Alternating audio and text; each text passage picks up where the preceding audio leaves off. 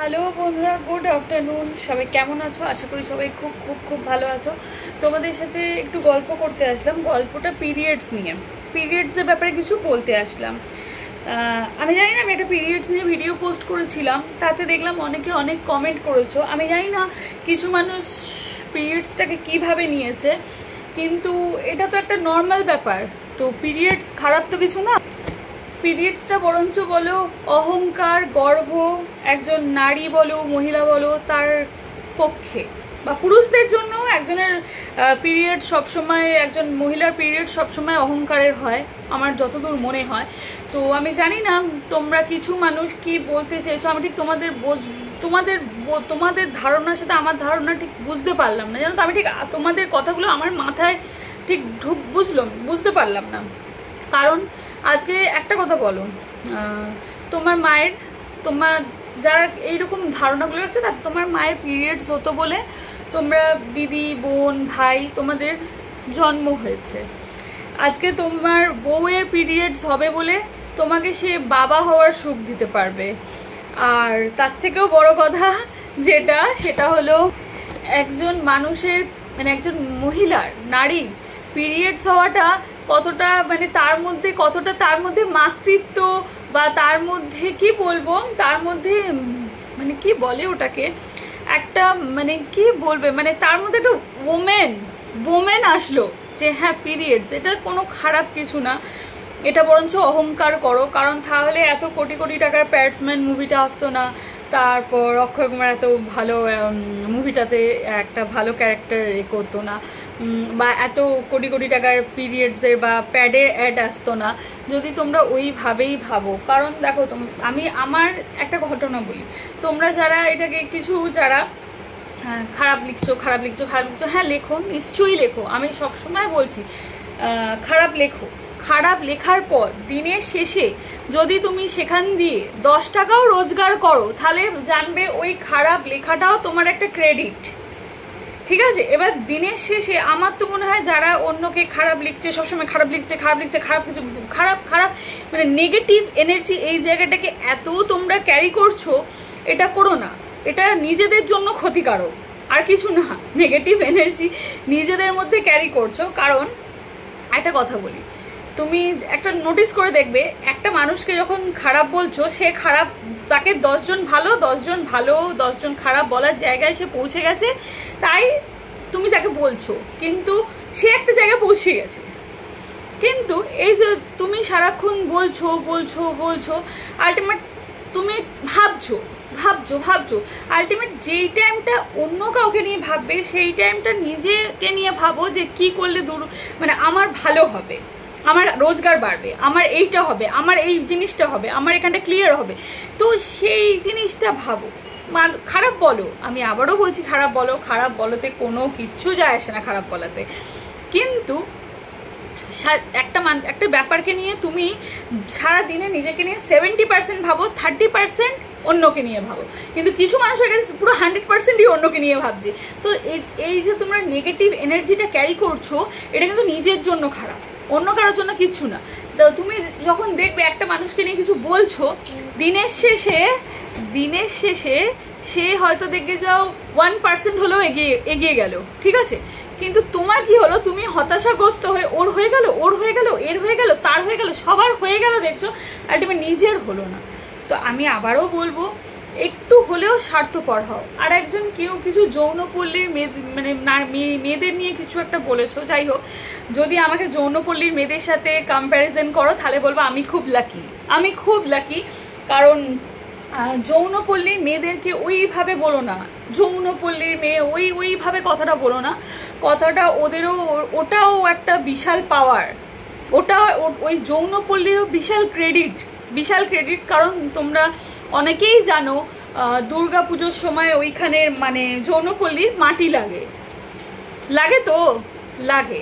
আজকে ওই প্রতিটা মেয়ে অনেক পাওয়ারফুল, ওদেরকে অনেক সম্মান, ওদেরকে অনেক রেসপেক্ট করি।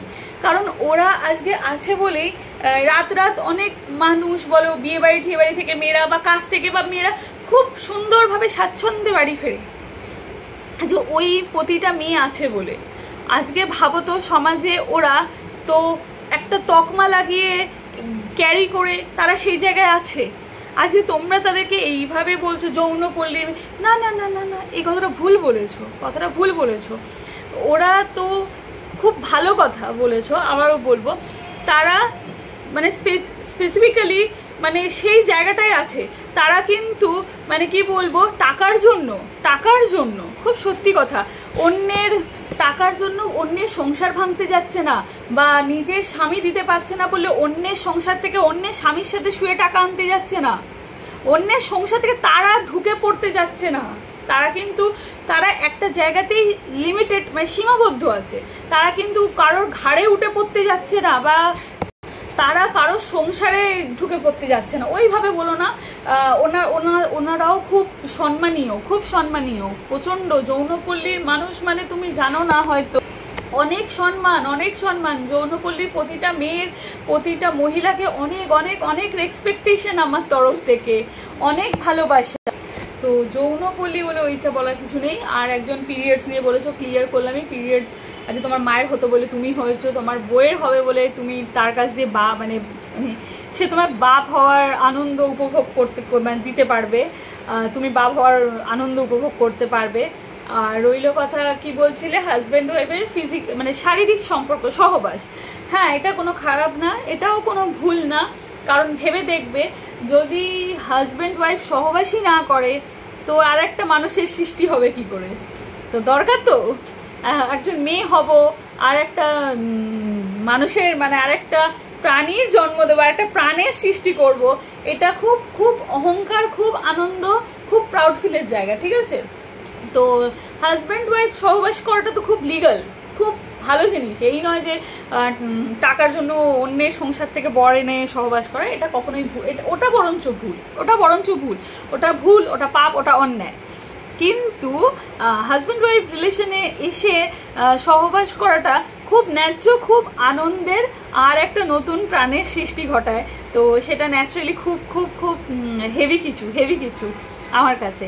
তো ন্যাচারালি একটা পুরুষের যেমন তার সব কিছুর দরকার, একটা নারীরও শরীরে পিরিয়ডস হবে, সে আর একটা প্রাণের সৃষ্টি করবে, সে আর একটা মানে মানুষের জন্ম দেবে, সেই 9 মাসের জার্নি একটা চলবে, যে কেউ তার পেটে থাকবে, যে তার পেটে কেউ তিলে তিলে বড় হবে আর একটা প্রাণ। তো সেগুলো খুব অহংকারের, খুব শান্তির। তো সেইগুলো মানে আমার বক্তব্য এখান দিয়ে, একটা সত্যি কথা বলছি, এখান দিয়ে ভাবলেই আমি রোজগার করতে পারি, কিন্তু আমার বক্তব্য রোজগার না।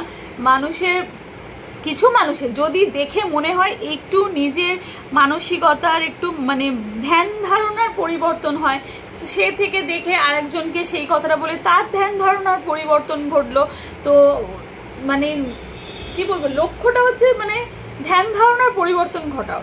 কেউ পিরিয়ডস মানেই ও খারাপ, ও পিরিয়ডস হচ্ছে, বরঞ্চ তোমরা পুরুষরা যদি রাস্তায় কখনো দেখো কারোর বেখেয়ালে জামা কাপড়ে বা কোথাও পিরিয়ডসের দাগ দেখো, তো সেটা নিয়ে হাসি মজা বা তাকে খারাপ কথা না বলে তাকে একটু কেয়ার করে, একটু স্পেস দিয়ে তাকে একটা ব্যবস্থা করে দাও, যাতে সে একটু মানে কি বলবো স্বাচ্ছন্দ্য বোধ করে।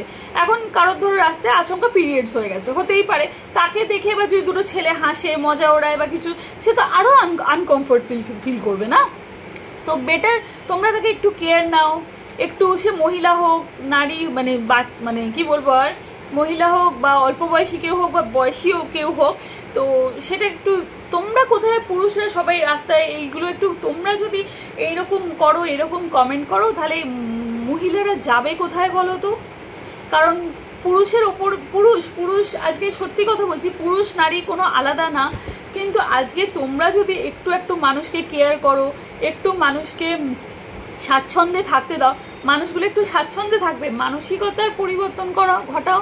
টাকাটা সব না, টাকাটা সব না, কিন্তু যেটা হলো সেটা হচ্ছে কি বলতো, মানসিকতার পরিবর্তন ঘটিয়ে নিজের লক্ষ্য একটু করে নিজের মানসিকতা পরিবর্তন করে এগিয়ে যাও, তাহলেই নিজে একটা শক্ত শিরদাঁড়া বানাতে পারবে নিজের।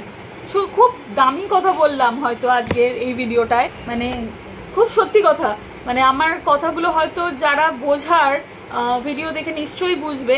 আর যারা বোঝান না তারা তো এসে বৌদি এটা দেখাও, বৌদি সেটা দেখাও বলে যাবেই, ওটা আমি গায়ে মাখি না।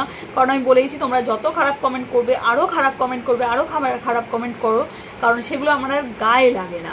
কারণ আমার গায়ে লাগে না, কারণ নিজেকে যখন নিজের শির দ্বারা শক্ত হয়ে যাবে, যখন নিজেকে মানে ব্যক্তিত্ব নিজে বানাবে না, তো তখন কোনো খারাপ কারোর বলাই তোমার ধার কাজকে ছুতে পারবে না। কারণ তুমি খাও যে মানে আমি তো আমার স্বামীর পয়সা খাই, ছেড়ে দাও, কিন্তু তুমি যখন খাচ্ছ নিজের স্বেচ্ছায়, পড়ছো নিজের স্বেচ্ছায়, তো অন্যের জাজমেন্টে নিজেকে কেন করবে, ডিপ্রেসড করবে। এই হচ্ছে ঘটনা। যাই হোক, ভিডিওটা বড় হয়ে যাচ্ছে, চলো পোস্ট দিই কেমন।